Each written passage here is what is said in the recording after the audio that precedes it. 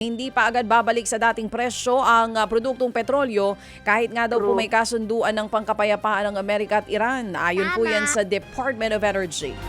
Ayon sa DOE, posibleng abuti ng 6 hanggang 12 buwan bago tuluyang makabawi po ang supply ng langis na naapektuhan ng digmaan sa gitnang silangan. Bagamat may malalaking rollback sa presyo ng diesel at kerosene ngayong linggo, sinabi po ng DOE na hindi agad maibabalik sa normal ang produksyon at pagbiyahe ng langis sa buong mundo. Isa sa mga dahilan ay ang pagkasira ng mga pasilidad ng enerhiya at ang mabagal na pagbubukas ng Strait of Hormuz. Ito nga po yung daanan ng malaking bahagi ng supply ng langis sa buong mundo.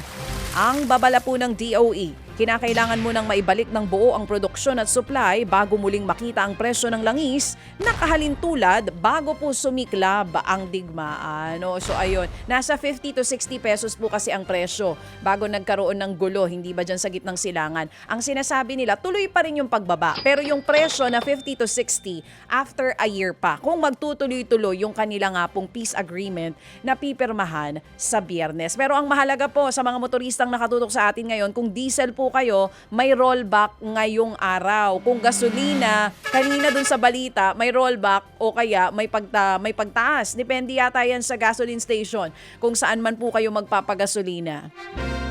Sa iba pang balita mga kapatid, gumamit daw ang Sugar Regulatory Administration o SRA ng drones para po mag-spray ng insecticide sa sugarcane farm sa La Castellana sa Negros Occidental. Bilang parte po ito ng hakbang ng SRA para po makontrol ang pagkalat ng pesteng tinatawag na Red Strip Soft Scale Insect o RSSI. Ayon po sa SRA, malaking tulong po sa mga magtutubo ang paggamit ng insecticide para maproteksyonan ang kanilang pananim mula sa mga peste. Peste sa gobyerno, pwede ba to? Sorry. Di yung tatamaan, peste kayo. Ayon nga po sa SRA, malaking tulong sa mga magtutubong paggamit ng insecticide para maproteksyonan ang kanilang pananim mula sa mga peste. Naunang iniulat po ng ahensya na talamak po ang peste sa Visayas, kung saan naabot sa higit 2,200 ektarya ang apektado nito.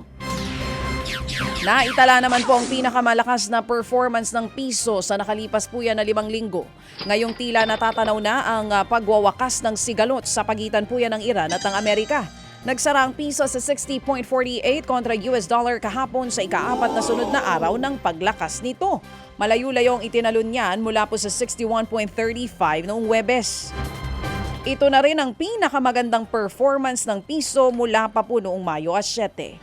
Lumakas nga po ang piso kasunod ng anunsyo na posibleng lumagdana ng kasunduan ng Iran at ang Amerika para tuluyan ang tuldukan ng girian at mabuksan na ulit ang Strait of Hormuz.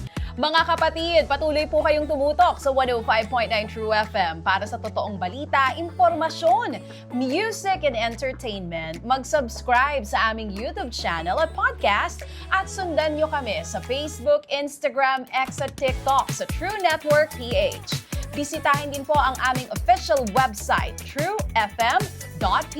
At panoorin din kami sa True TV Signal, Channel 19. Kami po ang 105.9 True FM. Laging true sa'yo, kapatid.